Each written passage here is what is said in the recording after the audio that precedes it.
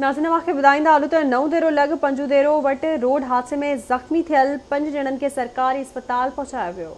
उन हवाले से वीडियो लिंक ते मौजूद है रशीद अबड़ो। जी रशीद। नोंदरो जी 100 बेडेड गवर्नमेंट हॉस्पिटल में एक्सीडेंट सबब जेके ज़ख़्मी आहिनि उहे हिते नोंदरो हॉस्पिटल आंदा विया आहिनि।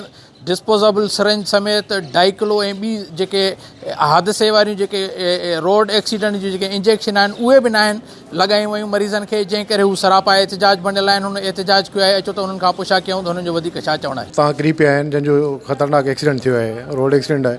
हिते हॉस्पिटल जी पोजीशन इहा आहे त डिस्पोजेबल सिरिंज बि कोन्हे, कार्टन बि कोन्हे, इमॉर्टेड इंजेक्शन कोन्हे, 2.5 किलो इंजेक्शन कोन्हे। 2.5 किलो जेका पेन किलर हूंदी आहे 5-7 रुपए जी आहे। ही सभु मेडिसिन टोटल प्रिस्क्रिप्शन डॉक्टर साहब लिखी ॾिनी, सभु ॿाहिरां वठी आया आहिनि।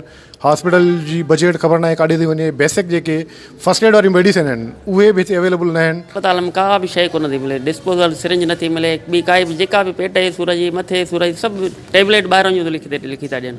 का बि दवा हिते कोन थी मिले अस्पताल में। असांजी मोटरसाइकिल आई जेको आहे सो पोयों असां त पंहिंजे साइड ते वञूं पिया त पोयों अचे ऐं असांखे मोटरसाइकिल किरी पियासीं।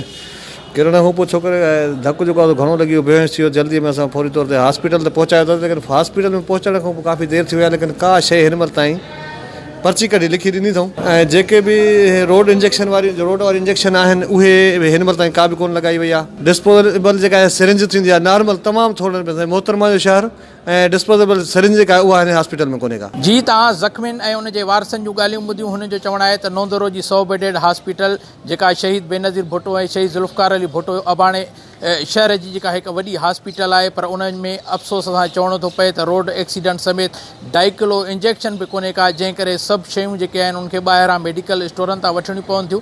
हिननि घुर कई आहे त फौरी तौर ते हिन हॉस्पिटल खे जेका हिकिड़ी NGO जे हवाले कई आहे उनखे वापसि करे हिते सहूलियतूं मुहैया कयूं वञनि।